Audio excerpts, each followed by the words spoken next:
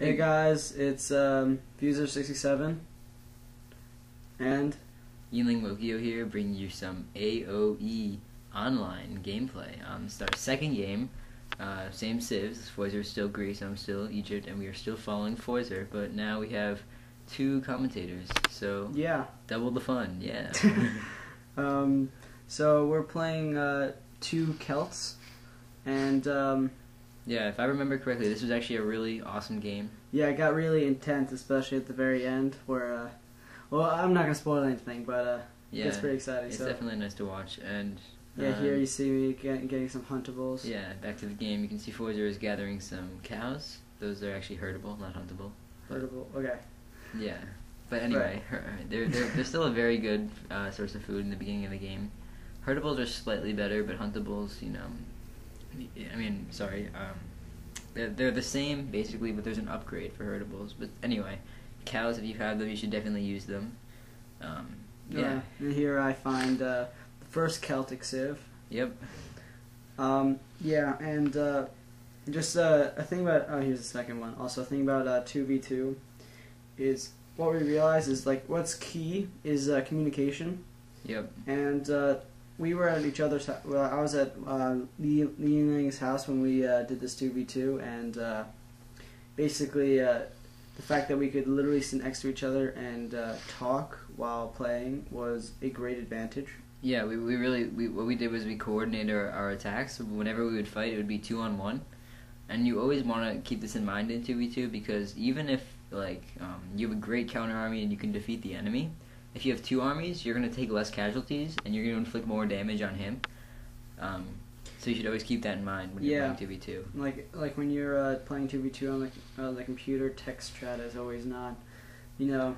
It's not the same as real communication. Yeah, because you can communicate much more in less amount of time. And it doesn't require like keyboard movements because you can't really do the game while you're typing.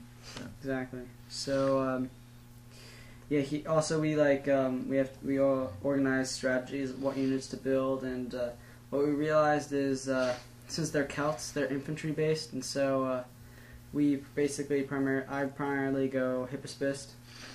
Yeah, and then I got some slingers just to counter their slingers. Even though their slingers are much better than my slingers, if I can mass slingers and macro them, you know, that's still essential because Celtic slingers are a very powerful unit. I don't really remember the exact stats, but they are much better than H3 Peltasts and Takabara, and they're an H2 unit. So, especially with Foizer's bowmen, whatever they're called, the Greek archers, Toxotes, yeah. You know, you gotta protect those because those are devastating against infantry. Yeah, and so let's see what's going on here. Yeah, basically we're the trick to any civ or AOE game is you have to keep on spawning villagers to keep your economy going. And that's exactly what we're doing here. I'm constantly spawning new people. Yeah, if your opponent gives you a long time to age up, you really want to take advantage of that, especially if you're playing Egypt, which I was playing, because Egypt doesn't have the best early game. Although if you can get some camels out, that's nice, and you can raid them. But anyway, like, you know, you really want to focus on the macro, because if you have a bigger power bar than your enemy, you can win almost any battle, unless you are not really paying attention to what kind of units they're training. Yeah. Also, just a little bit irrelevant, but you can see the map we're playing on is Oasis. Maybe it's not Oasis, but it's the map with the water in the middle where you can like run over the water with your scout. And that's a recent change in the game. Before that, this map was all about like controlling the water, and you'd always like rush a dock in the middle. But now, since units can walk across the water, like the fishing boats and the triremes have become less powerful. So yeah, that's just a good thing to keep in mind whenever you play this map. Because I see a lot of old players who haven't played really since the last update. They still try to go for the water and they get destroyed on it. Yeah, I was playing a 2v2 a couple days ago where I forgot what map it is, but basically there's this huge pond or lake in the middle. I think it was Mediterranean. Yeah, sure. And I was racing for the water, and it was a really dumb move because I wasted so much resources on wood and gold to get triremes to secure the water area, but by that time when I had secured it, the opponent had already gained a land force to stop and take me out, and it was, I ended up losing that game. That's when I learned about the update. Yeah, similar thing happened to me against Sparky, if you know who that player is. Mm-hmm. That was a 1v1, but same concept. Yeah. So you can see that, we're still getting villagers. Forza doesn't have any barracks out yet. I'm taking a base. Oh, there's the first archer range. Yeah, I'm making some archer ranges here. You can see how Forza's protecting his wood line with that building, putting it between his wood line and the opponent. Yep. And, basically, I believe what our goal was, I go archers, Toxotes, and he goes slingers. So we basically protect each other. I believe, I think that's how it rolls. And here I'm trying to. Also, another good strategy is raiding. Raiding is essential. In this game. It is key for PvP, because if you can stunt the development of your opponent, you'll be at a great advantage to producing more military units and aging up faster. And villagers are by far the most important target when you raid. If you can kill 2 or 3 villagers and only lose maybe 1 or 2 camels or Estevar or whatever kind of cavalry you're using, that's a really good raid. Yeah, and also if they bring their villagers back into their town center, they're losing time on producing villagers. So you can see, we just hovered over my town briefly. You can see I have stables and a couple barracks out. And the stables is mostly for raiding, also just in case they use long swordsmen. Cavalry is a pretty good counter to that. So, and then I have a couple barracks out just to mass produce some units. The Egyptian infantry isn't very powerful, but you might know that it trains really fast. Yeah, it's a real perk when you. It's not really it's basically to counter the fact that Egyptian infantry is pretty bad. Yeah, it's really cheap and really fast. Yeah, that's basically how it works.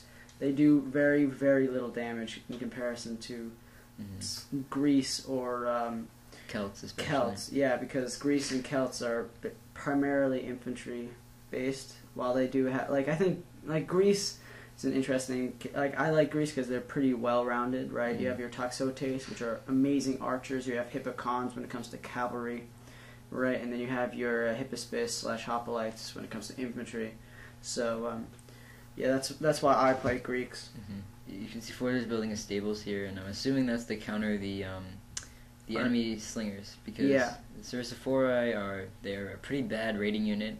That's actually one of the bad things about Greece. They don't have very good H2 cavalry. Yeah, our cavalry gets good later in game. H2 cavalry is pretty important in RTSs, but they have good infantry to make deal with that. That's the same with Celts. Celts have no cavalry in H2.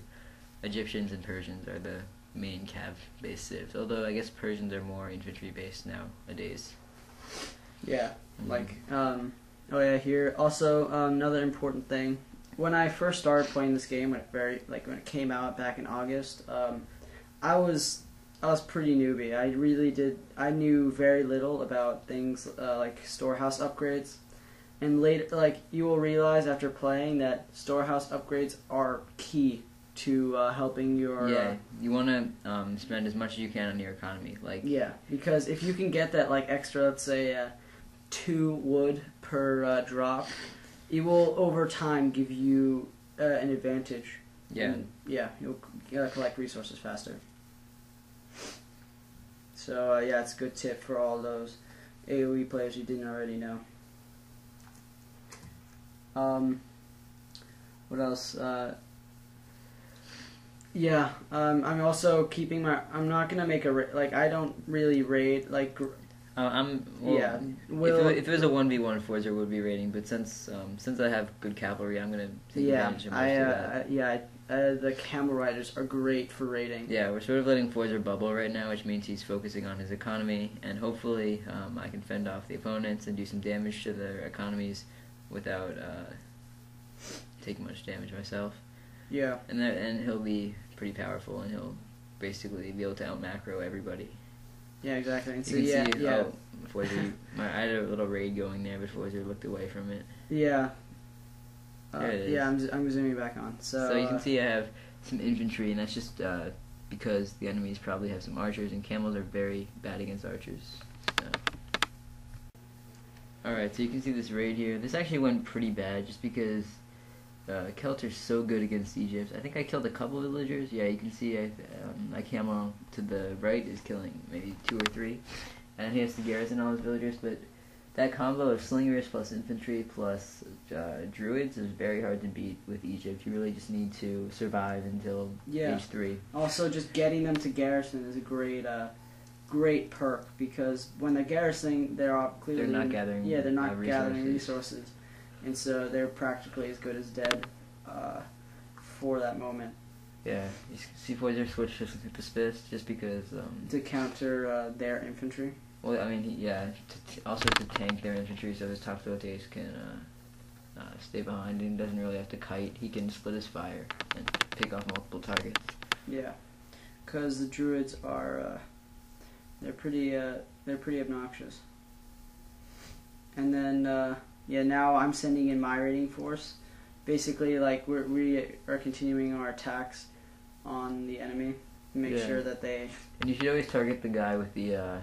Well, it depends. If you want to go for a knockout, you might want to knock out the guy with the low power bar. But right now we're focusing on the guy with the higher power bar, because what we want to do is we want to weaken him, and we don't really think the other guy is much of a threat. Because we assume that the other target won't be too much of a threat, and easier to take out late game. If we are like focusing aggressively on this guy, that guy's we're bringing the battle into his territory. Yeah, and he's going to be focusing mostly on defense and not offense or economy. And then, you see his army's coming in now. And then Yinling is basically coming in with a secondary reinforcements force. And you can see how Foiser's getting multiple kills with those top rotates because he's letting them split. He's not attacking just one unit, which is very, very effective. There's also a strategy called drag boxing where you manually split your fire, but it's a little hard to do if you're focusing on your economy as well. Yeah, and here a good strategy is to strike the barracks first, and before you go for the TC, and then you see here basically that's a good game for. I think this game goes on a little longer just because they don't want to resign. Yeah. And by this point, they're basically dead. If you look at their power bars, red is basically like less than half. And yellow is, or orange is a good way behind. So a big, big love nuggets is. He's pretty much dead. Yeah, he's. I think he rebuilds his town center 1 or 2 more times, which is quite obnoxious. Please don't do that, guys. when you see this happen to you, just you're done. See, we take care of those villagers, so we can't rebuild.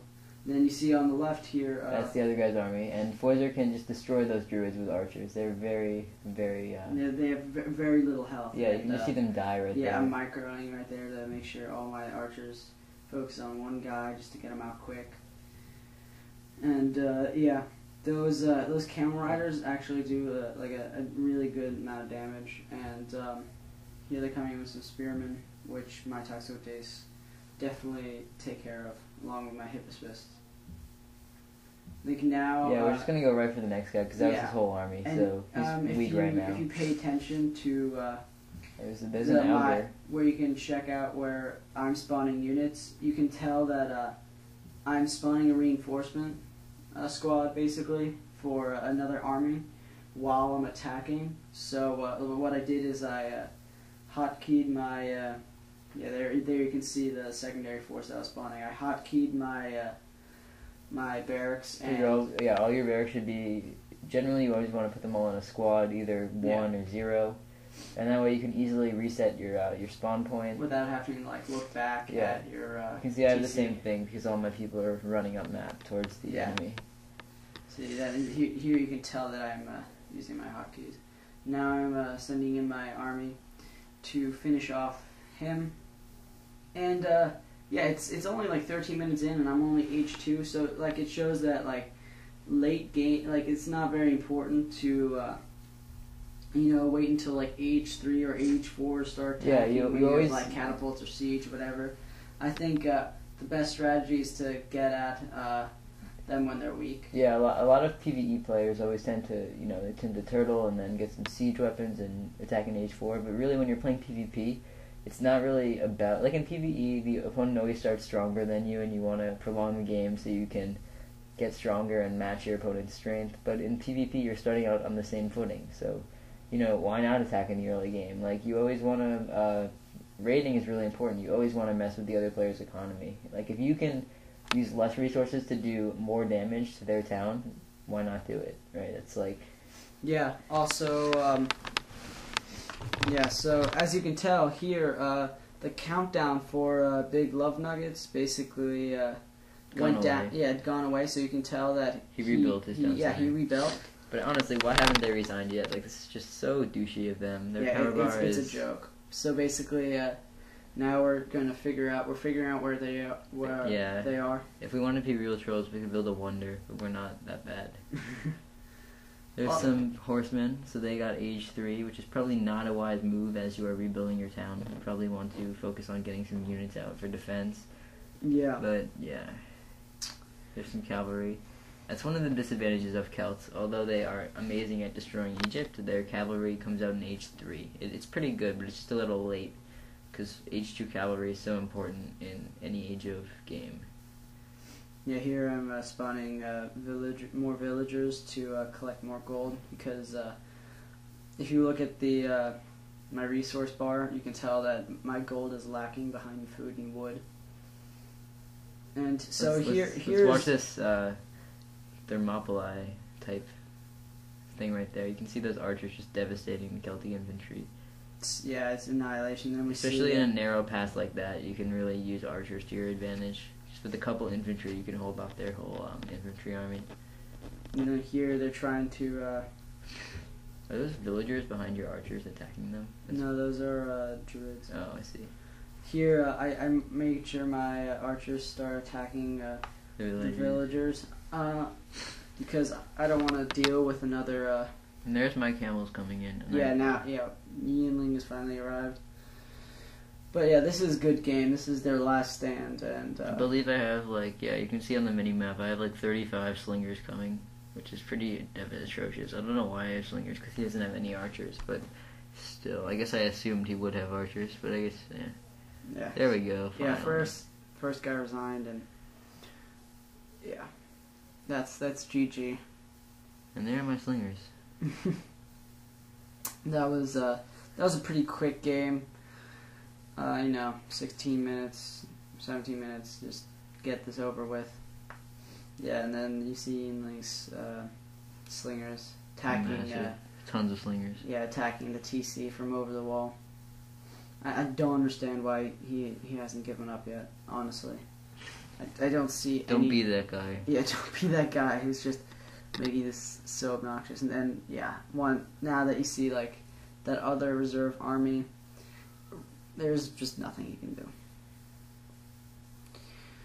Yeah, and that is it. That's the end of the game. Yeah, I hope you guys like this. There will be more coming. We have plenty more games. We have a couple of games recorded, and hopefully we'll get some live stream going. We don't have any filmed yet, but we will hopefully get some for you. Give us a subscription or a like if you enjoyed this, and yeah, see you later. Happy AOEing.